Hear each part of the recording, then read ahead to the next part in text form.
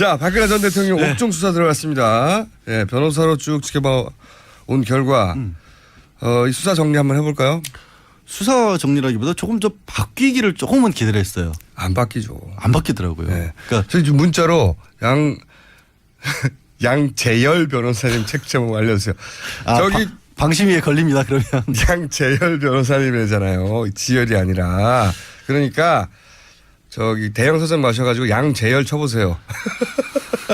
양재열 작가가 없으란 부분이 없으란 기운 좀 그만 빼요. 아침부터 왜 그래요? 네, 책 팔리는 걸 저는 적극 방해하겠습니다. 자, 안 바뀔 거라고 봅니다. 그러니까 이분은. 원래는 기대를 했던 부분이 그 법정에 영장 받으러 가기 전에 서영희 변호사 만났잖아요. 동생 박지만 회장이랑 같이. 네. 그리고 박지만 회장이 그때는 가족으로 만난 것 같아요. 그냥. 가족으로 만났고. 근데 언론들은 변호사기 때문에 변호사 그래도 박지만 회장이 변호사를 받고 싶다고 말했으니까 그렇다면 서영희 변호사가 중심이 되어서 재편하나 보다 변호인단을 뭐 전혀 그런 생각이 없는 것 같아요. 지금. 그러니까 왜 그런 얘기를 하냐면 실제로 박지만 회장이 서초동 쪽에 접촉들을 좀 하고 다니셨어요. 그러니까 변호사들을 만났었고. 변호사 업계에 시주창 알고 왔더니.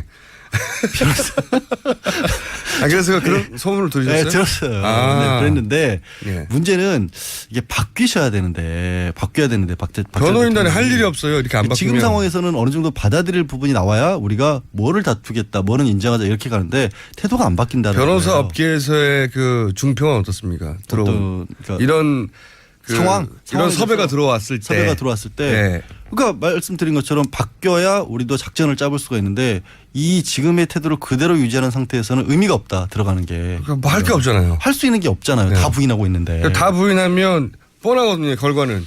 굉장히 안 좋죠. 사실 가장 큰 부분이 뇌물죄 같은 경우는 법리가 복잡하기 때문에 어떻게든지 한번 싸울 만하다라는 생각을 가지실 분이 나타날 법도 하거든요. 그리고 이게 뭐 좋다 나쁘다를 떠나서 변호사로서는 어마어마한 일이긴 해요. 전직 대통령을 변호를 한다는 이렇게 큰 사건에서 법리적으로 어디서 다툴 것인가. 그러니까 박근혜 전 대통령에 대한 정치적 지지 여부나 호불호를 다 떠나서 예전에 그 대우가 청산되는 과정에서 세계적인 회계 회사들이 그 경험을 쌓으려고 뭐 돈 안 받고도 하겠다고 많이 덤볐었거든요. 그것처럼 해볼 수 있는 경우가 없으니까. 그렇죠. 그것처럼 이렇게 큰 사건에서 변호인 입장에서는 법리적으로 어떻게 방어할 것인가를 구상해 볼 수 있죠. 겪는 것 자체가 큰 경험인데 문제는 그 기회를 아예 안 주는 게 저는 이제 서영희 변호사가 직접적으로 맞는다기보다 일단 옳게고 여성이고 하기 때문에 특별 접견을 하게 되면 하루 종일 만날 수가 있잖아요. 게다가 이제 여성 변호인이고 가족이어서 하지 다른 사람한테는 못했던 얘기를 할 수 있잖아요. 그렇죠. 그런 것들을 기대를 해서 서영희 변호사가 들어가면 이게 신호탄이 될 수 있다라고 생각을 했는데 접견도 못한 것 같아요. 만나지도 못한 것 같아서 지금 한 20분 내외 정도만 구치소 안에 들어갔다 나온 유영하 변호사 외에는 안 만난다잖아요. 유영하 변호사하고 윤전추 행정관 두 사람을 그분은 변호사가 아니니까. 변호사도 아닌데 하여튼 옥바라지를 시키고 있다고 하니까 그 부분이 전략의 변화가 전혀 없다. 검찰로서 굉장히 답답한 상황일 것이다라고 보이고요. 어제 수사 같은 경우는 뭐 다들 언론에도 많이 나왔지만 뭐 수사실을 따로 만들어 가지고 원래 직원들이 사용하던 공간을 개조를 해서 책상만 있으면 되니까 책상하고 노트북만 있으면 되니까 한홍재 부장검사 들어갔고 여성 수사관 한 명 들어갔고 보조하는 검사 들어갔고 얘기 드린 대로 유영하 변호사만 옆에서 앉아서 대독을 했다라고 해요. 근데 이 부분도 문제가 그런 부분을 조금 헷갈리시는 것 같아요. 그 변호사를 9명을 선임을 했다라고 하니까 9명이 굉장히 많이 선임한 거는 맞아요. 근데 보통의 경우 큰 사건은 팀 단위로 선임을 하는 거거든요. 그렇죠. 사실은. 맞습니다. 그러니까 유명한 변호사라고 하는 사람이 혼자 다를 일을 하는 게 아니라 변호사 혼자 절대 커버할 수가 없죠. 그렇죠. 그 사람이 있고 뭐 법리 검토하는 밑에 보조하는 변호사가 있고 판례들을 찾아본다거나 아니면 서면들을 검토하거나 이렇게 팀 단위로 이루는데 그 전에도 이미 9명이 뿔뿔이 변론을 했던 것 같아요. 각자 제대로 회의도 안 되고. 저는 그 헌재 때도 그랬지만 헌재 때도 보면 헌재 참여했던 변호인으로 참여했던 분들이 의견이 갈리고 그렇죠. 마지막 최후 변론할 때 순서 가지고 다투고 그러잖아요. 그렇죠. 뭐 답변서를 이게 말이 안 되는 거거든요. 변호인단과 함께 일해 본 적이 있는 피의자라면 전문 피의자로서 제가 지난 몇 년간 6년 가까이 이게 얼마나 중요한 일인지 그러니까요. 6년 7년 가까이 피의자를 계속 이명박 대통령 박근혜 대통령 하에서 해본 저로서는 도저히 말이 안 되는 상황이다. 한 사람이 진두지휘를 하는 분이 딱 있고 그 밑에서 눈에 보이지 않지만 선임이 대선인구가 있고 움직이는 그런 경우죠. 선임이 있고 변호인단이 어떤 사안을 놓고 왜냐하면 변호인들마다 이런 각도에서 이걸 변호해야 된다. 다 의견이 다르니까요. 그렇죠. 그래서 일종의 집단지성을 이루어야 하는 게 큰 사건에서의 기본인데 그 기본이 안 돼 있다. 그러면서 역할을 분담하죠. 자 좋다 그러면 선임이 당신은 이쪽 맞고 너는 이쪽 맞고 그러면서 쭉 갈라서 그럼 일사불란해야 되고 의견이 통일되고 한 방향으로 변호하지 않으면 안 되거든요. 당연하죠. 너무 당연한 건데 너무너무 당연한 건데. 부분이 이루어지지 않고 있다. 그래서 결국에는 부인하는 쪽만 나오고 있기 때문에 이제는 사실 검찰이 역할이 좀 바뀐 것 같아요. 바뀌어야 할 것 같아요. 뭐냐면 그때도 말씀드렸지만 변호사 가장 큰 업무가 당신이 지금 겪고 있는 사건이 이렇게 쉬운 게 아니다. 내지는 이 부분이 실제로 법적으로 문제가 된다. 이런 것들을 변호사가 먼저 납득을 시키고 아니 변호사가 납득을 못 시키고 있으니까 검찰이 납득시켜야 될 것 그러니까 같아요. 검찰이 납득을 시켜야 돼요. 검찰이 원래 변호인단이 하는 일인데. 원래 변호인단이 해야 되는데 검찰이 납득을 시키고 공감을 하고 소통을 검찰이 박 전 대통령하고 해서 상황을 빨리 정리를 하지 않으면 이 부분이 굉장히 어려워질 수도 있어요. 게다가 문제는 어제 최순실이 처음으로 이제 형사재판 받았잖아요. 뇌물과 관련해서. 네. 이게 박 전 대통령 같은 경우 정말 주변에 사람이 최순실마저도 믿을 사람이 아니었다는 생각이 어제 들더라고요. 어떤 의미에서요? 이게 가장 쉽게 박 전 대통령 입장에서 유일하게 풀어나갈 수 있는 건 결국에 최순실이 자기가 덮어쓰는 거거든요. 가져가는 거거든요. 최순실도 그럴 수는 없죠. 지금. 아니 왜 그렇게까지 40년을 옆에서 자기 스스로 특별한 인연이라고 했고 그렇다고 하더라도 대신 형을 살 수는 없죠. 아니 대신 살아난다는 게 아니라 어차피 최순실은 벗어나기 어렵잖아요. 지금 상황은. 그렇다 하더라도 형량을 조금이라도 줄이고 싶죠. 사람은 내가 주도적으로 했다라고만 하면 될 거 아니야. 어차피 공범이니까. 둘 다 안 했다고 하는 거죠 지금. 그러면 답이 안 나오죠. 그럼 중형을 갈 수밖에 없잖아요. 둘 다 알잖아. 중형인 거죠 지금. 그러니까 딜레마인 거죠 지금. 그러니까 오늘 아침에 한 언론사에서 이제 안종범 수석의 56건 수첩 중에 두 번째로 뽑아냈던 39건 수첩을 입수를 해가지고 그 내용을 또 공개를 했더라고요. 네. 그걸 보면 안종범 수첩에 얼마만큼이나 박 전 대통령이 삼성도 그렇고 정말 빙상 승마 정유라와 관련된 부분을 정말 꼼꼼하게 적어놨더라고요. 실록이에요. 실록. 그러니까 네. 그게 결국에는 이재용 부회장의 영장을 그걸로 인해서 떨어졌다는 게 명확해 보이는데 똑같은 얘기가 박 전 대통령 그대로 적용될 수밖에 없거든요. 네. 그런 상황에서 왜 이렇게까지밖에 못 막느냐. 왜 안종범 수석 같은 경우 다른 재판에서 이미 다른 변호인들이 다 입술에서 봤을 거라고요. 유영하 그렇죠. 변호사도 알 거 아니에요. 왜 내가 화를 내고 있지? 그건 모르겠습니다. 이게 변호인으로서 그러니까 소위 변호사로서 전문가적인 관점에서 봤을 때 너무 답답한 피의자인 거죠 지금. 그렇죠. 네. 그래서 돌파구가 뭐 있을까? 지금까지는 제가 보기에는 없어요. 이렇게 해가지고는 어떻게 합니까? 그냥 제가 보기에는 검찰이 너무너무 유리한 상황이에요. 검찰이 기소한다고 반드시 죄가 되는 건 아니라는 말이죠. 그렇죠. 다퉈야 되는데 이렇게 전면 부인하면 사법부에서 검찰이 기소한 것에 대한 친밀성을 더욱 확고하게 만들어준단 말이죠. 이게. 다른 걸로 다투는 게 없으니까 그러니까 네. 반대 증거가 나오는 것도 아니고 반대 법리가 나오는 것도 아니고 주장밖에 없잖아요. 주장. 최순실이 나오는 게 그거죠. 서로 이제 공모를 했다라고 하는데 우리가 짰다는 증거를 대봐라 이런 식으로 나오고 있거든요. 그래서 네. 재판에서 박근혜 전 대통령도 증인으로 불러달라 이런 얘기를 하고 있는데 그 짰다라는 게 누가 서로 나와서 안 짰다고 말하는 걸. 그러니까 그게 증거가 되나요? 그게 말이 안 되는 얘기인데 그런 거밖에 안 나오고 있다는 거예요. 너무 답답해요. 그러니까 상황 인식을 못 하고 있다는 거고. 네. 아니 근데 이렇게 말을 다 하는 분이 책을 왜 써요? 나 진짜 하루 종일 온종일 여기저기 방송 나가서 하고 싶은 말 다 하고 하는 사람이 어떻게 책을 쓸 게 남았나요 아직도? 작가로서의 활동 영역은 그렇게 달라요. 말하고 싶은 게 많아요? 영역이 다르다고요. 이번 책은 어떤 영역입니까? 아니, 책 대상이. 아니 제목 말고. 제목 말고 네. 동화책이에요. 동화책. 동화책? 동화 작가예요. 정신세계에는 맞겠군요. 본인의 정신세계에는. 아니 동화책을. 순수하니까. 거의 이제. 어른이 있는 동화책입니까? 아니면 진짜 어린이를. 진짜 어린이를 대상으로 하는. 어린이들을 위해서. 그러니까 어린이의 눈높이에 맞춰서 어린이가 이런 걸 좋아하지 않을까 하는 동화를 쓴 거예요? 그렇죠. 절대 안 팔리겠네요. 왜 또? 정편에서 이렇게 험악한 얘기를 하는 분이 애들한테 동화를 써가지고 어떻게 잘 팔립니까 그게? 제가 마음이 순수하다는 걸 아직도 말도 못 안 되는 느끼세요. 책이네요. 근데 하려던 얘기가 있었는데 지금 이게 정말 황당한 얘기긴 한데 박 전 대통령의 그런 상황을 깰 수 있는 실현 가능성은 없지만 한 가지 방법이 돌파구가 하나 있어요? 돌파가 유일한 게 있어요. 뭡니까? 사실 독방에서 합방을 시켜야 돼요. 다른 사람들 현실 세계로 들어와야 돼요. 네. 그러니까 그 안에 있으면서 6명하고 있고 그렇게 되면 혼자만의 가둬져 있는 세계 있잖아요. 여태 뭐 그 주변 사람들에게도 진면목을 안 보이고 정말 가까운 인간적으로 탁 터놓고 자연인 대 자연인으로 이런 일이 벌어졌다고 말해줄 사람이 지금까지 단 한 명도 없는 것 같아요. 없죠. 네. 그러니까 그거를 깨지는 기회를 본인은 고통스러울지 모르지만 네. 그 방법만이 저는 사실 유일한 방법이고 인간적인 면에 있어서 가능성이 약 3% 정도 봅니다. 그렇다 하더라도 그렇게 될 가능성은. 그래도 그거밖에 없어 보여요. 그러니까 이게 뭐 지금 재판을 받는 과정이어서건 아니면 앞으로 형벌을 만약에 유죄를 받는다라고 하면 형벌을 받는 과정에서건 인간으로서 제대로 본인의 어떤 문제를 깨달을 수 있는 유일한 기회는 그나마 다른 사람들과 섞여 있으면서 생활하는 방법밖에 없을 것이다. 근데 그게 하필 굉장히 특수한 공간인데 그게 되겠어요? 그게 좀 일상 어렵죠. 공간도 아니고. 아니 일상 공간이 아니니까 오히려 될 수도 있다고 봐요.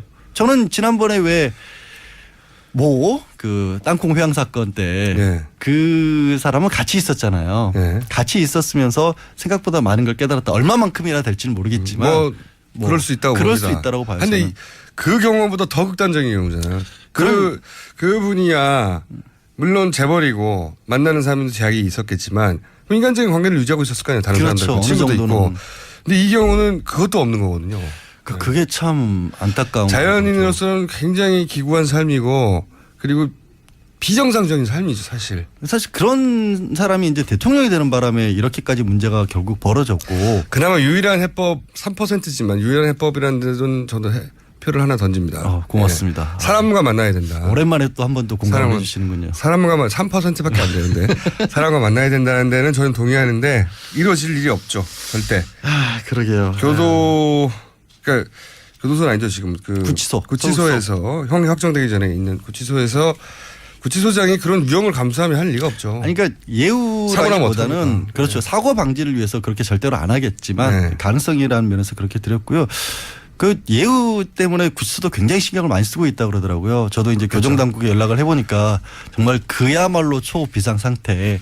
그리고 언론에 나가는 부분에 상당수가 너무나 많은 추측에 의해서 나오고 있어서 곤혹스럽긴 한데 추측도 있고 실제도 있겠죠. 뭐 이거를 다 일일이 해명할 수도 없는 노릇이라고 굉장히 힘들어하고 있다라는 정도 말씀드릴 것 같아요. 자 그러면 동화책을 쓰신 오늘 여기까지 할 텐데 동화책을 쓰신 작자죠. 작가 순수한 작가 동심의 작가. 주제가 뭡니까 동화책 주제가? 교훈이 있을 거 아닙니까? 법률이죠 뭐 아이들에게. 대한민국의 건강한 미래를 위한. 아이들 정신 건강을 위해서는 줄 알았더니 고객을 미리 확보하는 거였어요. 비즈니스 참네. 악마 양지열 변호사였습니다. 감사합니다. 고맙습니다. 자, 박근혜 전 대통령 옥중 수사 들어갔습니다. 네, 변호사로 쭉 지켜봐 온 결과 이 수사 정리 한번 해볼까요? 수사 정리라기보다 조금 더 바뀌기를 조금은 기대를 했어요. 안 바뀌죠. 안 바뀌더라고요. 네. 그러니까 저희 지금 문자로 양재열 변호사님 책 제목 알려주세요. 저기 방심위에 걸립니다. 그러면 양재열 변호사님이잖아요. 지열이 아니라. 그러니까 저기 대형 서점 마셔가지고 양재열 쳐보세요.